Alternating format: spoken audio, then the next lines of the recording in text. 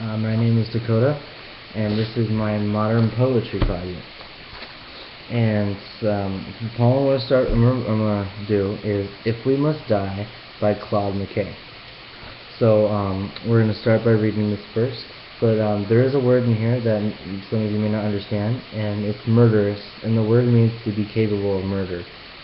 And so let's begin. If we read, If we must die, let it not be like hogs, hunted and pinned in a new glorious spot, while round us bark the mad and hungry dogs, making their mark at our cheers a lot.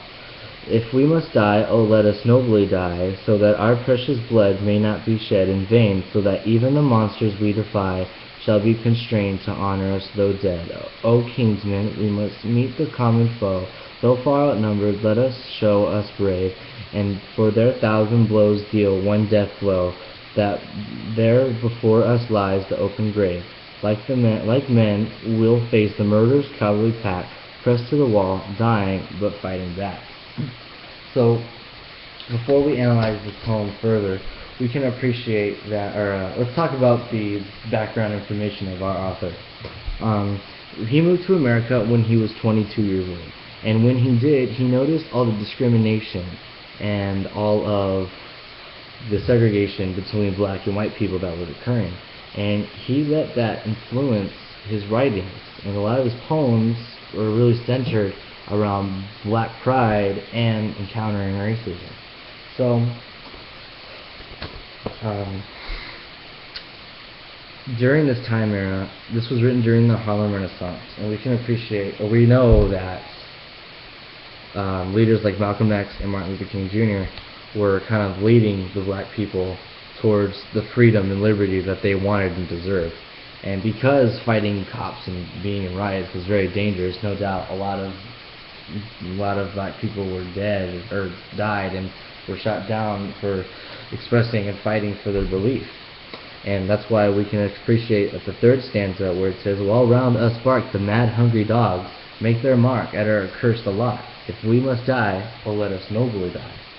So we understand that the mad hungry dog is the society, and the person what they're mocking really are the black people really trying to fight for their freedom. And because it's such a great cause, if one were to fall down in death attempting to do so, it's a noble death, it's a noble cause. There should be honor in doing so, because you're really helping the progression of having the race really gain its freedom back. And a good visual example to kind of understand that is, it's a little cliche, but I have a picture of Jesus Christ on the torture stake, and we know that Jesus came to earth and had great deeds and great work to do, but he was persecuted, and his death meant a lot. His death meant honor. There was something noble about his death, and it's kind of a comparison, maybe in a more drastic difference, but it's kind of the same. Our author is portraying the same thought of what death would mean in that scenario. And if we go to stanza 6, 7, it says that even the monsters we defy shall be constrained to honor us though dead. The monster being the society, when the blacks can kind of constrain the monster, that the people that died during the constraining will be remembered and honored. So he's really making that out there to show the people that he's aiming for. And when we appreciate about that of this poem, we can understand the tone of it, because the tone is motivational, because he frequently uses the words of we and us, including the readers and the people he's aiding for, part of him, and kind of rebuilding them. For example, when he says, though far outnumbered, let us show us brave. He keeps including us in there to make the reader feel part of it and uplift him, making it motivational. Now the theme is being what we've been talking about this whole time, of honor, the honor of dying, honorable for fighting for your rights. This whole poem is a motivational speech towards the black people during the Harlem Renaissance in that time, to fight for their right and their freedom that they deserve, and understand that death by doing so would be very honorable and it would be a very noble and a good cause. And modern elements that make this a modern poem or modern literature is that it discusses and contains a modern topic and issue that occurred during the time era, which is when runs like Martin Luther King and Malcolm X, when black people were fighting for their rights that they deserved as real American citizens. And last, we can talk about the literary devices that Claude displays in his poem. He uses the use of similes, which is using the word like or as, to really paint a better picture and to help describe where his feelings are and how to more illustrate the thought that he's having, pretty much. And that would be to the second to the last stanza, where it says, like men will face the murderer's cowardly pack. He's describing how, like men, that's being full, like being fierce and bold and brave, is how the black people, how all the people he's aiming towards should really fight for when it comes to their freedom. And also at the beginning, he uses a metaphor when he talks about, let it not be like hogs hunted and pinned. There are not literal animals in this story, but it is labeling the black people as being treated as animals. So we understand the use of using a metaphor to help really show and contrast how black people were treated back then.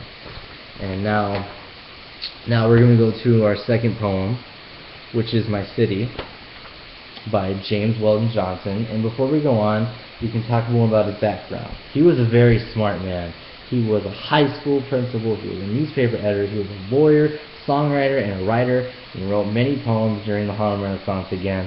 So we can understand that this man is very intelligent. And before we go on to read, there is a word. The word is threshold, and it's a strip of wood under a doorway. So now we're going to read My City by James Weldon Johnson. When I come down to sleep death's endless night, the threshold of the unknown dark to cross, what to me then will there be the keenest loss when this bright world blurs on my fading sight? Will it be no more I shall see the trees, or smell the flowers, or hear the singing birds, or watch the flashing streams of patient herds?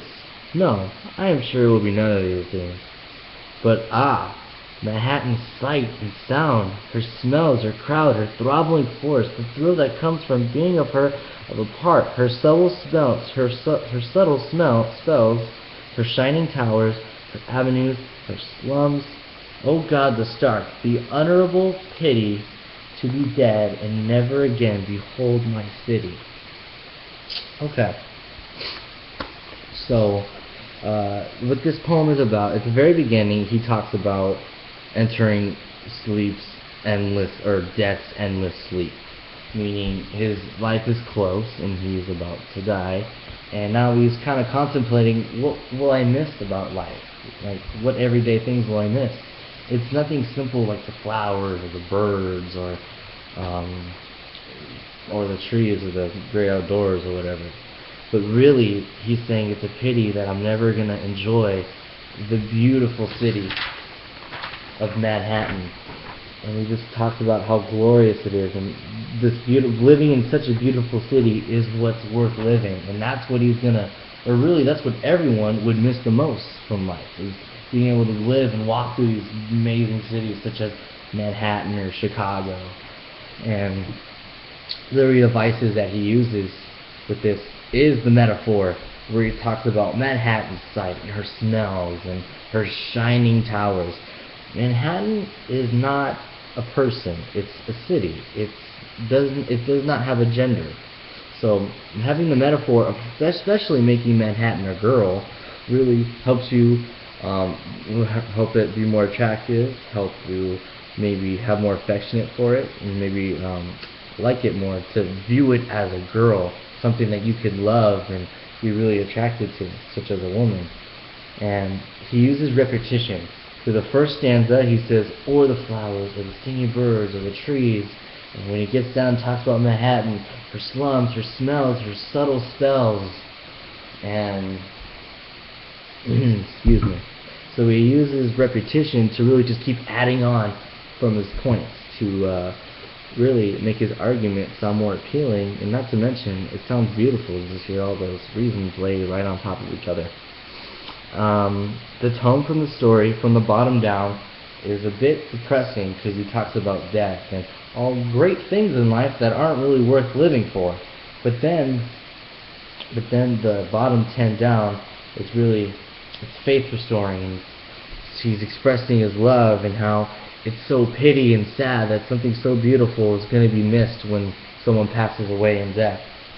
And this poem shows modern elements by using modern objects, such as a big city as Manhattan. And I believe that's all we have to discuss for this poem. And now, finally, we're going to talk about our very last poem, which is I Too by Langston Hughes. And before we read it, we're going to read a little about his background, his past. He grew up in Harlem, and his father offered him a life to the college life, to get away from all the segregation and the racism and discrimination between all the black people and white people. But instead, he decided to stay in Harlem, which he says, or to quote him, believes that it is the greatest Negro city ever. So we can understand that point as we read this poem. But before we read the poem as well, there's a word in there called company. And the exact definition that it's using in this poem is society collectively or as a whole. And let's go ahead and read this. I too sing America. I am the darker brother. They send me to eat in the kitchen when company comes. But I laugh and eat well, and I grow strong. Tomorrow I will be at the table when company comes. Nobody will dare say to me, eat in the kitchen. Then besides, they'll see how beautiful I am and be ashamed. I too am America. So, because where he grew up during the discrimination time era of Harlem Renaissance. He wanted to stay in the city, the best Negro city, Harlem, because he really understood and respected who he was as a person. He knew what he was doing. He knew himself, and he loved himself. Not in a haughty kind of way, but we'll understand as we talk more. He talks about how he sings, I sing America. He is in America, he is an American citizen, but he's still segregated and technically not an American citizen. As he goes out to say that I am the darker brother, and they send me to eat in the kitchen. To eat in the kitchen is actually a metaphor, a literary device that he uses, which is basically talking about segregation between blacks and white. Like, oh, you go eat in the kitchen with the other blacks, while the whites stay out here and eat at the table. It's kind of showing that example. And another literary device verse is repetition. How at every stanza he explains I, he keeps showing how much black pride that he's having in himself, and how he's trying to display and kind of rub off on the listeners and the readers that are reading his poem. But as he gets sent to the kitchen, as he's segregated, it says that he eats well and he grows strong, because tomorrow he's thinking towards the future now, that nobody will come to him and say, eat in the kitchen. Segregation will not be a thing. That will be considered racist, as more people, or as the black as a whole, will be more respected. He is talking about a time where this will come. This is tomorrow. That's what he's really displaying. And then we appreciate at the end where he says, I too am American, because he is an American citizen. He is in America, and he loves America. So why are black people being segregated for when people like him really truly love America? And that next we go on to the tone of this, which is the tone is confident. It's showing that even though he's been put down or has to eat in the kitchen, he's segregated, he knows that tomorrow, that when he grows strong, it'll get to the point where that racism will stop, because he truly believes and knows that he's an American and he wants his liberty. The theme is liberty and patriotism, to show that black people really do love America, and they do want their freedom, and they are an American citizen. It shows that's what they're fighting for. And a good visual representation about this, before I go on, is think about this girl here. She looks like she's being bullied because maybe she's smart and she just doesn't fit in. She's very different. You can say she eats in the kitchen because she's being segregated for not fitting in, not being normal. But having the same attitude as our author right here, we know that with more hard work and growing strong, they can be successful one day. Like, for example, right here, this is an artist. His name is Drake, and he went through a hard life of slowly not being accepted by a lot of people, but as he kept working hard, he gained the props of success and really kind of starting from the bottom, but then coming here. And we can appreciate the same kind of visual idea of our author, where he displays that theme of patriotism and liberty and not giving up on how that's what he's going to get one day because he keeps fighting for it. This is a modern literature because, again, it addresses a problem during that modern age, the segregation between black people and white people. And that is all I have. Those are the 3 poems that I've discussed. Thank you for your time, and I hope you enjoyed it. Good night.